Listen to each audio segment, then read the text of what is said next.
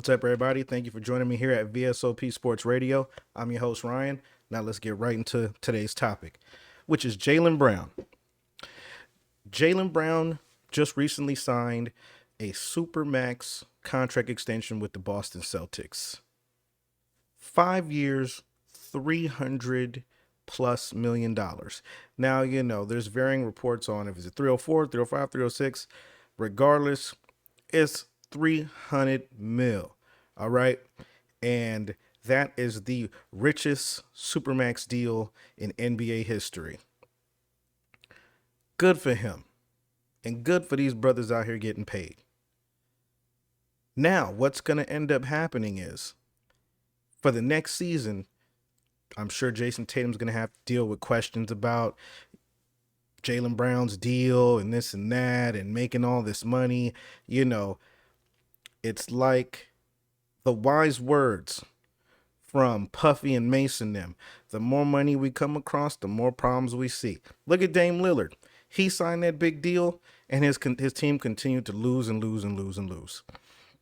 So the reason why I say this is going to cause problems for the Boston Celtics is because it's going to continue to drive more of a rift between Jason Tatum and Jalen Brown. And the reason why is because as of right now, Jalen Brown is the highest paid player on the team. Now, that contract doesn't kick in until the following year, but still on the books, he's going to be the highest paid player. And so what's going to end up happening is they're going to be competing. There's going to be, all this talk, and it could be very detrimental for the Celtics this upcoming season because the media has already been trying to put Brown against Tatum. Whose team is it? Who's the alpha dog? Who's better than who? And, part of that was on display at the All-Star game. At the All-Star game, everybody's trying to hype them up to go at it, head to head. And I'm sure that'll happen again this year if they don't end up on the same team. But again, this can cause a lot of problems for the Celtics because of the history that's there already. Every year, it's the same conversation. And so the concerning thing for Boston or for, anybody who's kind of following what's going on over there is Boston the place Jalen Brown actually wants to be? Or was that the team that could offer him the most money? And one thing that the CBA did was reward players for staying with their home team, because what was happening was a lot of players, they'll get drafted to a town they don't want to be in. Soon as that free agency deal came up, I'm out of there. So now what they're doing is rewarding players and teams, but more so rewarding the player for staying loyal to the squad. So that's why Jalen Brown signed that deal.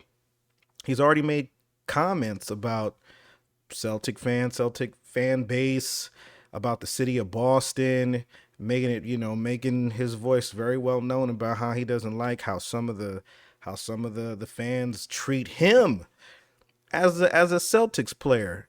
And this kind of all dates back to the Bill Russell days.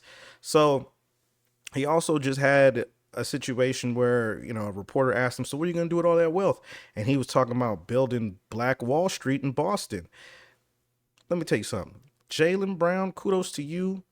Very smart guy, smart brother, very well spoken, intellectual, nothing but respect for Jalen Brown. I'm wondering how those comments are going to kind of go over with some of those Boston fans, if you know what I mean.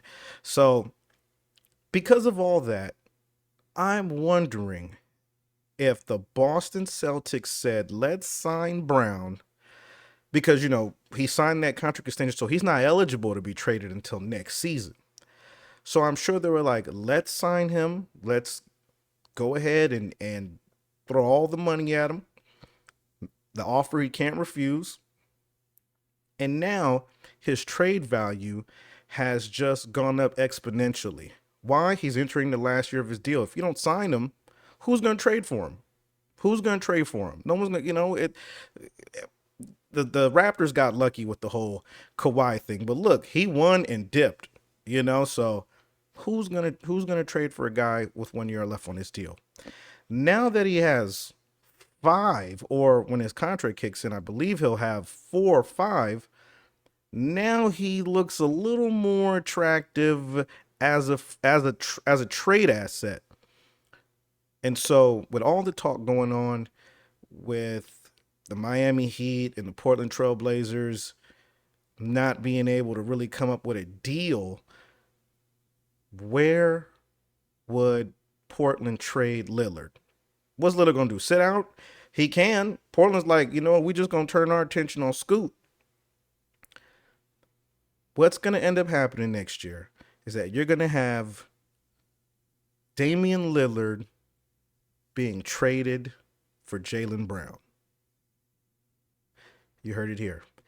Damian Lillard being traded for Jalen Brown. Not this upcoming season, again, because Brown isn't eligible to be traded until next season. But next season, Jalen Brown is going to be in Portland. Portland's going to be very happy with that because they get him with a long-term deal. Pair him up with Scoot. He'll be back on the West Coast. He went to school at Cal Berkeley. Everybody wins. Everybody wins. Dame goes to a championship team. Jalen Brown's getting paid crazy bread. And it is what it is.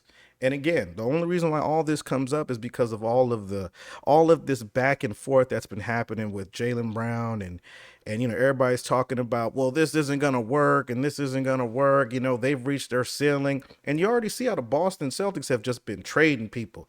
They just trading people. So clearly they're blowing the team up, but they're keeping their main guy, which is Jason Tatum. So I'm very curious to see what the Boston Celtics do. Anyway, you guys let me know. Leave it in the comments.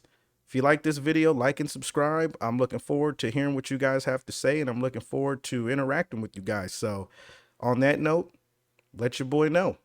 Y'all have a good one. Till next time, peace.